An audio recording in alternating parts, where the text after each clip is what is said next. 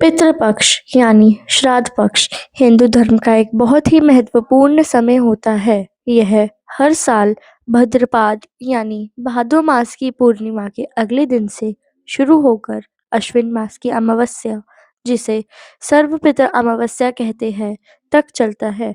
कुल मिलाकर ये लगभग 16 दिन के होते हैं।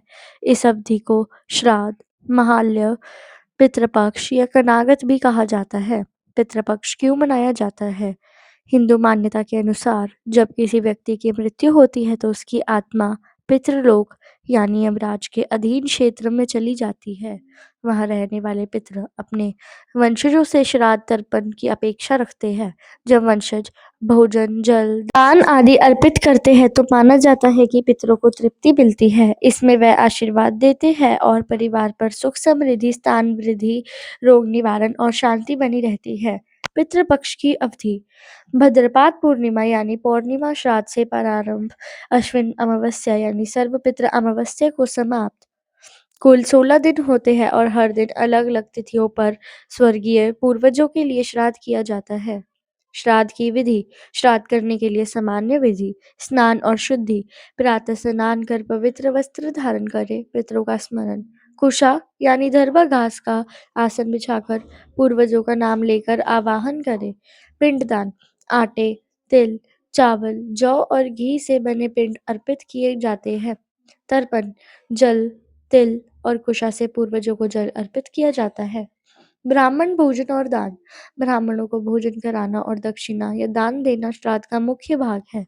गाय, कौवा, कुत्ता, इन्हें भोजन देने की भी परंपरा है क्योंकि इन्हें पितरों का दूध माना गया है। विशेष दिन: सर्वपित्र अमावस्या: जिनको अपने पितरों की तिथि ज्ञात नहीं है वह इस दिन श्राद्ध कर सकते हैं। महालय अमावस्या: इसे अत्यंत पुण्यकारी माना गया है, खासकर बंगाल में। मातृ नवमी: इस दिन विशेष रूप से माताओं और स्त्रियों का श्राद्ध किया जाता है। पितृपक्ष में हमें क्या करना चाहिए? पितृपक्ष में हमें ब्राह्मण भोजन और दान, पिंडदान व तर्पण, अनाथ व गरीब लोगों को और पक्षियों को भोजन, पितरों का स्मरण। पितृपक्ष में हमें क्या नहीं करना चाहिए? पितृपक्ष में हमें नया कार्य, व्यवसाय शुरू करना, विवाह, मांगलिक कार्य, नया मकान या वाहन लेना, नया कपड़ा या गहना खरीदना नहीं चाहिए। पितृपक्ष 2025 अवधि: शुरुआत 7 सितंबर 2025 रविवार भाद्रपद शुक्ल पूर्णिमा श्राद्ध। समापन 21 सितंबर 2025 रविवार सर्वपित्र अमावस्या। अतः कुल अवधि 15 से 16 दिन पर अधिकांश स्तोत्र है। इसे 15 दिनों का भी बताया गया है। दिन प्रतिदिन श्राद्ध तिथियां: निम्न तालिका में प्रत्येक दिनों के लिए श्राद्ध की तिथि और दिनांक दिए गए हैं।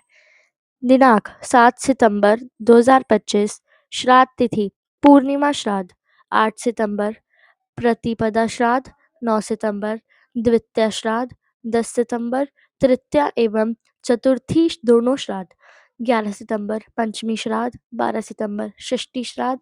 13 सितंबर सप्तमी श्राद्ध। 14 सितंबर अष्टमी। 15 सितंबर नवमी श्राद्ध। 16 सितंबर दशमी श्राद्ध।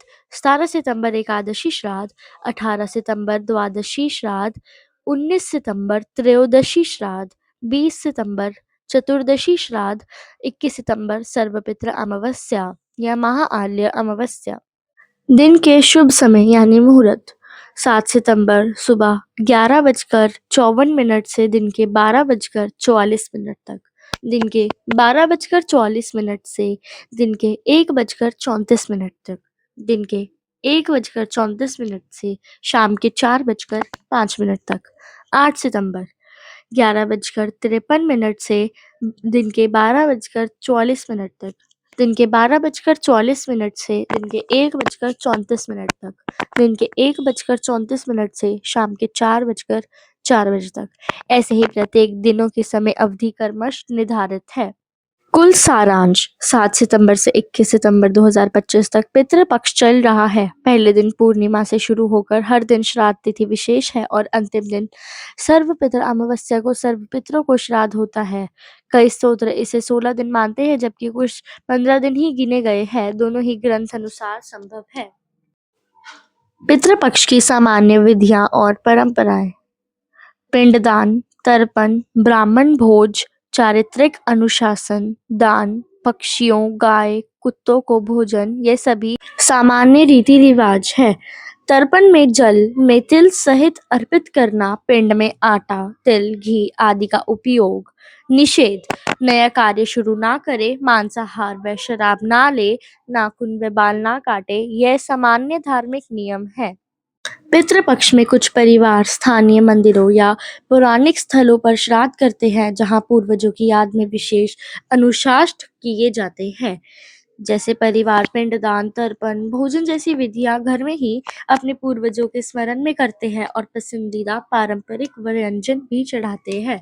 अगर आपको ये वीडियो पसंद आए तो लाइक, शेयर और कमेंट करना ना भूलें और हाँ, हमारे चैनल को सब्सक्राइब ज़रूर करिए। धन्यवाद।